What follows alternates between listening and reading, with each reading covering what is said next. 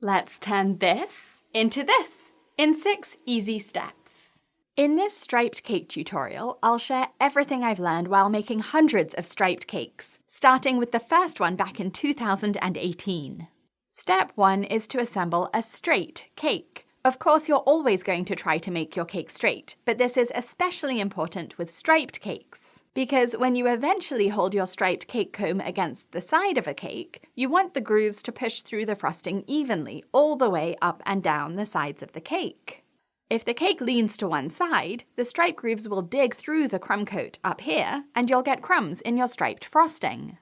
Before you frost the cake with stripes, you need a crumb coat, which is this thin layer of frosting to cover the cake, and it traps any crumbs that come off the cake so that you don't get any crumbs in your stripes. It doesn't have to be perfectly smooth because you're going to cover it up next, but focus on straight sides by pushing the base of your cake comb down on the cake board as you scrape to line it up straight. Then put the cake in the fridge for 30 minutes to chill this frosting, so it sets and gets firm.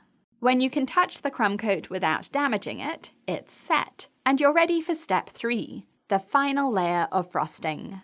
Spread it all over the top and sides of the cake so that it sticks up around the top of the cake. This frosting needs to be at least as thick as the grooves on your striped cake comb. A striped cake comb looks like this, and it can be made of metal or plastic or acrylic, and all of those will work.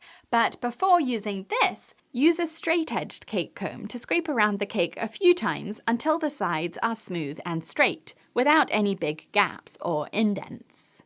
Then switch to a striped cake comb and press the base down on your cake board before pressing it gently into the frosting as you spin the cake, imprinting the grooves of your comb into the frosting.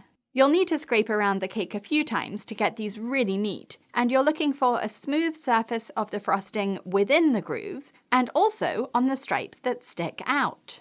If there are any air bubbles, you'll get random flecks of different colours in your cake later.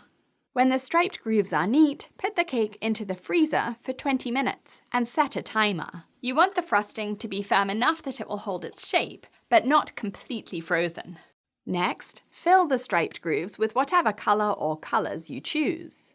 You could spread this on, because the first colour of buttercream has set so it's firm and it will hold its shape, but it's much quicker to pipe it into the grooves.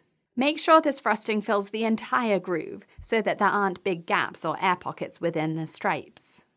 Then move straight on to step 6, which is to scrape, scrape, scrape, even as you're doubting the whole process because there are frosting smudges all over your cake and it looks like a massive cake fail. And then suddenly, boom, you've scraped off all of the excess frosting and left behind these impossibly neat stripes.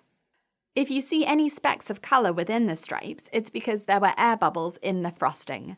You can dig those out with the corner of a cake comb and then spread or pipe the correct colour into that hole, and then scrape to smooth it. I like to use a hot metal cake comb for this part so that I don't leave any texture behind on the smooth frosting.